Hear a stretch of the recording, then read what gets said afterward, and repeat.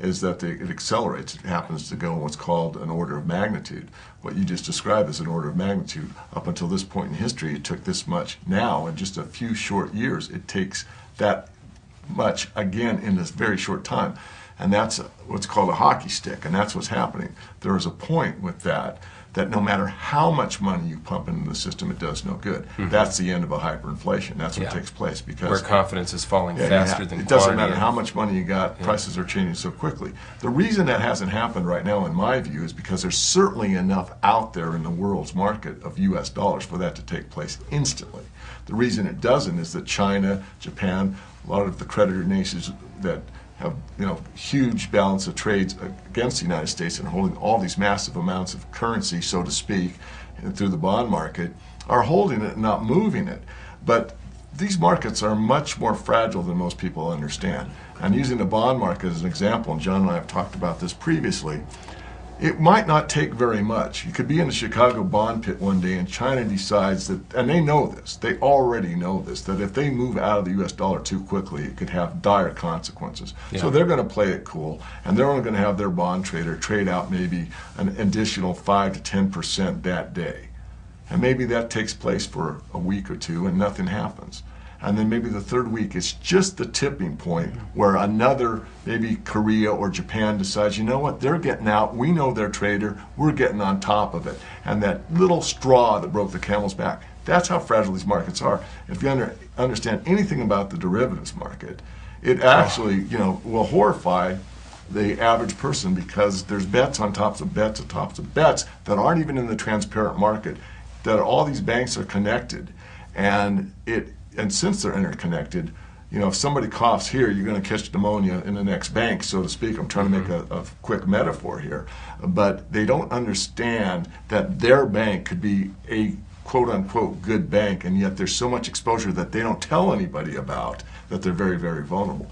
The thing about the precious metals is you own them outright physically and don't have them leveraged. Where you can lay your hands on them. You have the best protection, because it's the only asset class through 5,000 years that holds its value regardless of what takes place in the economy. And the only place to turn when things are going south. You mentioned derivatives. Derivatives, most people don't understand them, but it's bets, and these bets are currently about 10 times world GDP, right? Isn't that about the figure? 10 times the entire gross product of the world. That is correct. So, and I really don't believe that many people, if anybody, truly understands them. I think that they're so complex that they think they understand them, but if something seriously goes wrong at some point, it's going to be that's the thing that troubles me more than anything. And it's the complexity grows with the daisy chaining and stuff. It's been beyond belief in the last 5 years. I recently just sold about half of all of my stocks and bought more physical silver with the proceeds. I just like I see that silver has this huge, I want the stocks because they give so much leverage. And if you go back and look at what happened from 1970 to 1980, there's a guy that went back and looked at all the Wall Street journals and barons, and the average stock on the Spokane Exchange, where all of the juniors were traded, went up 16,000%. The biggest winner was Lyons Mines, that went up 487,000%. That means you put $1,000 in there, and you're going to get close to $5 million back from your $1,000. The advice that I give our clients is I believe in having both. I mean, one thing about silver bullion, or gold bullion for that matter, it's forever. Like, it's going to be an asset forever, no question. Whereas stocks, I mean, they don't all work. I mean, you can cite a good one, but I can cite a couple of bad ones, you see. So I say to people, have bullion and have diversified list of stocks. Because if you rifle shoot it, you might pick the wrong one. So I've been a big advocate from the beginning, and remain so till I die probably, that you have to start your precious metals portfolio with real metal. And I like silver, and it's outperformed gold for the last 3 years, and I believe it will continue to until the top of the market. But I also believe you should own gold because Yes. one, it's more portable and you have a lot higher value per unit. So I like them both. I favor silver again. And on the stock side, I agree, you should have some, but it is just a claim on a real asset. It's not the real asset. So if you structure your portfolio correctly, you start with the real metal first, paid for, that you can touch. After that, you can go into the top tier mining companies that are unhedged and cash rich. And then you look in the more speculative area where you can get the kind of gains that you're outlining. The problem with that is there's so many. I mean, when we started this market in the bull market, and I was right there in the beginning, we had 1,500 junior mining companies. Today there are 4,000. A lot of these companies are Johnny-come-latelys that are getting recycled properties. And I'm not saying they're all bad. It's just much more difficult as a mining analyst to sort the wheat from the chaff.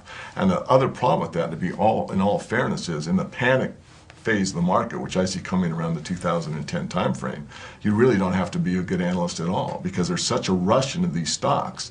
All boats Anything that rise has with the tide. the name gold or silver in it will go ballistic. And I am looking for that at the top of the market. Well, that happens virtually at every top of the market. That's the blow-off panic phase, get me in. The way I approach it very simply is that I buy people in the industry. And if they have, they're credible, they have a track record, they've made money before.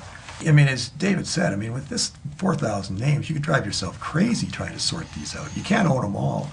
But if you can find like 50, in my case with my fund, if I can find 50 or 60 names with good people involved and interesting projects, I'm real happy. Sure. And the other thing you can't worry about is the one you miss, because you're going to miss a number. You just got to be pretty comfortable with the ones you got, that they're going to work.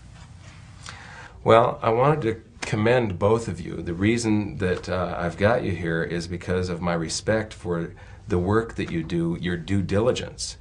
These guys both really investigate the stocks that they're going to take or recommend.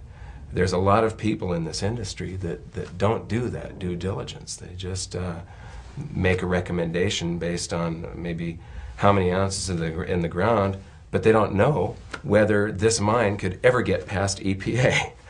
Well, yeah, exactly. Yeah, The way exactly. I look at it, everything I invest in, the first thing I ask myself, how much can I lose? And some guy's got this wonderful mine or potential mine with, all these ounces and whatever, and there's a permitting thing that we have to go through. I'm not too interested, because if the permitting thing doesn't go well, the company isn't worth anything.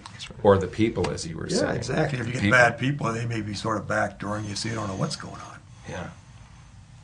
So, your website? SprottAssetManagement.com. SprottAssetManagement.com. And your website, Dave? Silver-investor.com. Silver-investor.com.